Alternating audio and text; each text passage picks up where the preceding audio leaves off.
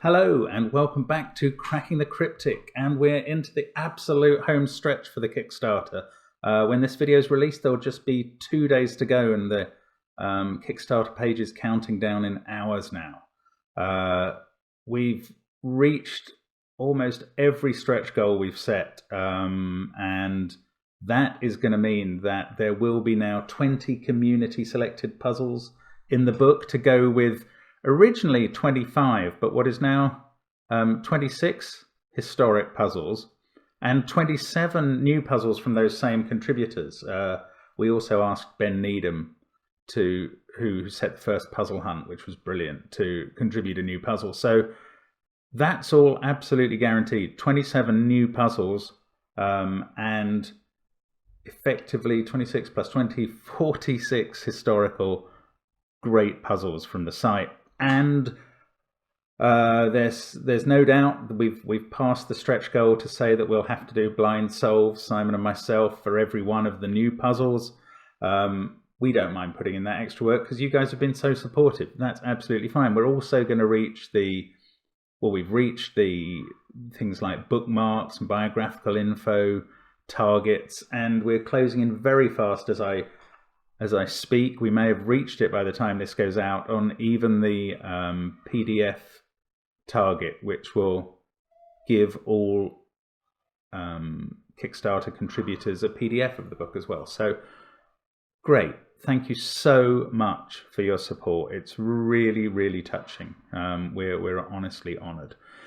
And Patreon stuff, obviously, as mentioned lately, various crossword videos, the shortly coming up, the listener solve that I have mentioned, the monthly reward video, and also Sam Kappelman-Lyons will explain his brilliant and brutal puzzle.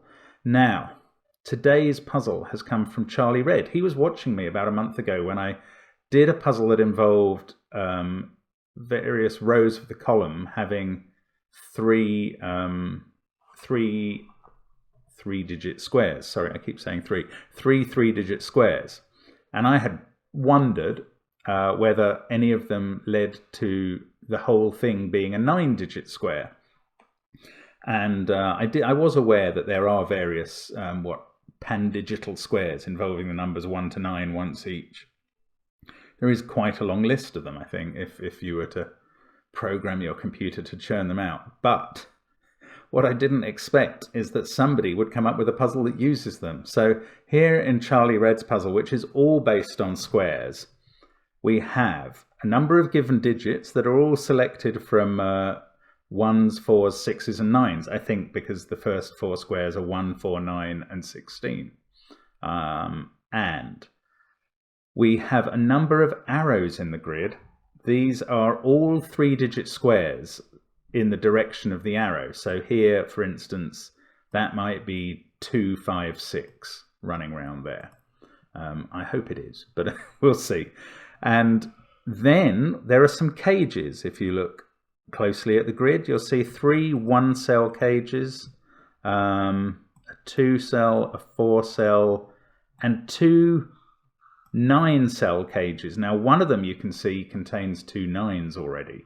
So there's no repeated digits rule in this. You can have repeat digits in a cage. What are the cages? Well, they add up to different square numbers. Brilliant. And then finally, to cap it all off, these long green 9-cell columns and row are all perfect squares. So Charlie has really created something special here. Now that said, I'm hoping to solve it without having to do any calculating of 9-digit squares. What I am going to equip myself with is a list of 3-digit square numbers. And if you think that's cheating, you may be better at arithmetic than I am. I'm reasonably familiar with that list of square numbers from doing various numerical crosswords and things over the years, but not completely au fait with it. So I'll probably, as long as I remember, put up a list with the video, and if you're very lucky, I'll take out the non-Sudoku possibles with zeros or repeated digits in it. Actually, repeated digits are possible in this one, I suppose, so I'd better not take out all of those, because obviously there's nothing about normal Sudoku rules that stops those 2 digits being the same. So I may take out the ones with zeros and leave in the ones with repeated digits. Anyway, let's have a go at the puzzle. Why don't you try it on the link below the video? Charlie reckons it's not too hard, and we'll see about that. It may be harder than he thinks. He may have a very good working knowledge of squares to start with, but we'll see. So do give it a try. I'm going to try now. Finally, let's get cracking. And how do we do that? Well, look at these little cages. If those 3 cages are all different squares, they must be the numbers 1, 4, and 9. And this one sees 9 and 1. 9 in the box, 1 in the column. So that has to be 4. These 2 have to be 1 and 9, I reckon. And they're in the same... Oh, yeah, so we've got 4s here looking into that box. And now that can't be a 4, so that is. How are we doing for 4s? Pretty good. This one can't be a 4 because the 3 squares that begin with a 4, I know this one, are 400, 441 and 484, and they can't all be, well, 400 obviously not only has repeated digits but zeros, but 484 and 441 have repeated digits. That arrow is entirely in one box. There is no way it begins with a 4. So we get a 4 here. We're finished with 4s, just like that. 6, 6, that can't be a 6, so that's a 6. Not because of the square, but because of that 6. So one of those is a 6. Ooh, and somewhere on this arrow is a 6. Now that's not very telling at the moment, but it might become useful. Now what about this arrow that does begin with 6? Again, I think there are only 2 squares that are possible. 625 is 25 squared, and I think the next one up is 676. So it has to be, and we've just worked out that that's a 6. So it's not 676, it is 625. So that's useful square knowledge helping there. And I haven't even had to look at the list for that, to be honest. Now one of these is a 9 by Sudoku. 9 is down here somewhere. And this is another cage. So we've had 1, 4 and 9. 16 is obviously the only other cage that you can fit into a 2. The only other square that you can fit into a 2-cell cage. So that's 9 and 7. And I think we can do better than that because this one is a square. And I hope you may be aware that no square ends in the numbers 2, 3, 7 or 8. So that cannot be a 7. And we can actually fill in the 9 and 7 there. Okay, so that 9 is looking straight up and we can get the 1 and 9. Now let's keep going. If that's 16, the next square up is 25. And I think that's got to be the 4-digit one. I mean, this can't add up to 36. So this is a 25 cage. But there's various possibilities for that. But the next 2 square numbers are 36 and 49. I think they have to be these 9-digit cages. Surely the one with the 2 9s in it is going to be 49. If this was 36, if this was going to be 49, we've already got 19. We can't possibly get 30 into those cells, especially as we can't use 9s because of that 9 and that 9. So this is the one that adds up to 49. This adds up to 36. And as I say, we've already got 19. These add up to 17 more. I don't think we can sort that out at the moment.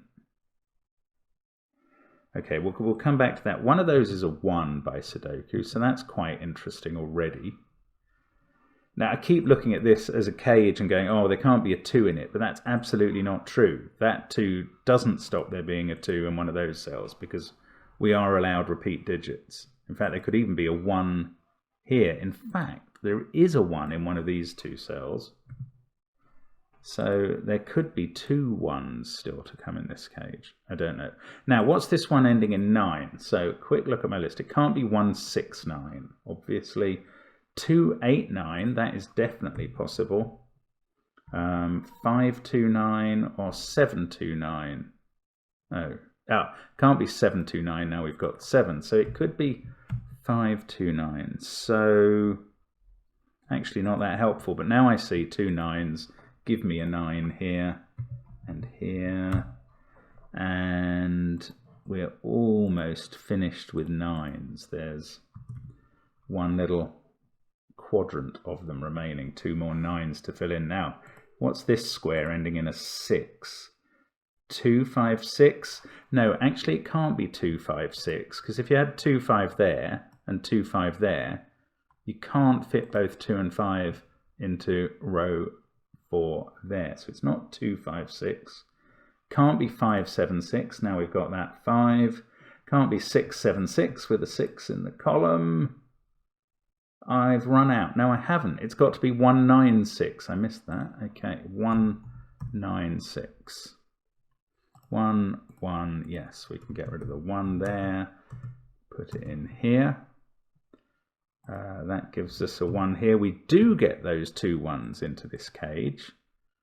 And we can finish off all the 1s in the grid with a couple more up at the top. Oh, that 9 finished off all the 9s, of course. We can put the last 9 in there. Now, what is this cage?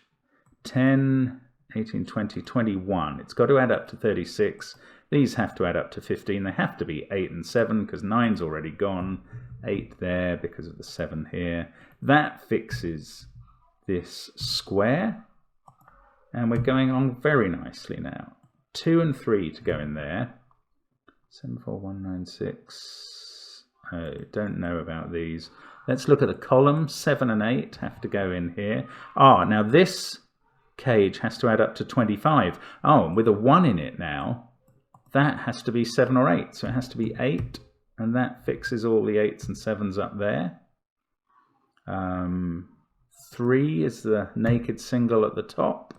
I do like it when we finally get a naked single. 6 and 3 there. Let's take out the corner mark. 8 and 7. Now, where else are we going to finish off? There's still a square to go here. And this one, of course, which has got a 6 on it. I don't think we need to go searching for that information at the moment. Let's just do some... there's a square here as well. And that one ends in 9. And we've used 529. So what are the other possibilities that end in 9? Can't be 169. Can't be 289. Can't be 529 now because we've used it. So it must be 729. That's going to give us a 2 in one of those positions. Now there's another one ending in 9 here, and we've used 529 and 729, so this is a little one, either 169, which it can't possibly be, or 289. That must be what it is. So that gives us 7 and 8 there. That cannot be a 3 because it's the last number of a square, so it must be a 6. That's 3 or 5 by Sudoku. Now we've got 2, 3, 5 and 7. So it is looking like 2, 5, 6. I can't remember if that's the number I suggested at the beginning, but if it is, I was prescient. Oh no, it could be 5, 7, 6. That is another possibility. So it's either 2, 5, 6 or 5, 7, 6. And those don't have a 6 in anymore. Okay. So 8 has to be in one of these cells. 2, 2, 2's in one of those. Interestingly, this isn't just giving up as I thought. 1, 7, 6, 4, 2. The 2 has fixed that pair. That's now a 5 naked single. 2 and 8 can go in there with a 5. We've got 7, 8 and 3 to go in those without much clue about how they go. That is a 5 to finish its column. That does fix the whole box. Now we get a 3 and an 8 in there. So these are from This is a 257 triple. This box is resolved. Oops, I'm in the wrong mode. 5 and 3. Hang on. Yes, that is right, based on the column. 3/8 pair there. 6 in the box must go here. I've got 2, 7 and 5 still to place. That one can't be a 7. So, we've still got to finish this. Did I use another of these ending in 6? No, that was 625, 196. So that is still to be resolved as either 256 or 576. Oh, it can't be 256, sorry. I hadn't seen that 5, or maybe I hadn't got it when I first looked at that. So 2 there, fixes 2, yeah, that does that whole triple at the top. 5 and 2 are done here, but now we're left with a deadly pattern. No, not quite. 7s are removed. Oh no, we are, look. 3 and 8s.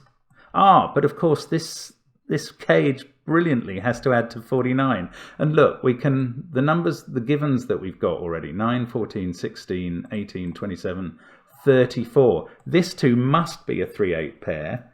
Takes us up to 45. Let's hope I've got my maths wrong. 12, 17, 19, 28, 35 plus 3/8 is 11, is 46. So this needs to be a 3. And that sorts out the whole disambiguation of the 8s and 3s. That's very pretty indeed. So we are left with this this layout here, and now we haven't, thank goodness, had to do any calculating based on the numbers, the long green numbers, but I'm going to try it now and just check that they are perfect squares, which is fascinating. Let's hang on one second, I'll be back with you. So here's my list of squares that I've been using, plus let's put in the numbers. So the first down one, 361, 874, 529, and this will calculate its square root as 19,023. That's brilliant. I love it when this comes out and they work. 456, 30,384, 23,178, and across the middle,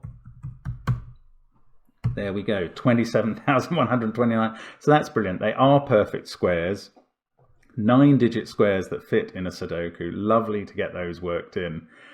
Very well done to Charlie Red. Not that difficult a puzzle, but very entertaining, and really enjoyed that. So thank you very much for watching, and hope to see you again soon on Cracking the Cryptic. Bye for now.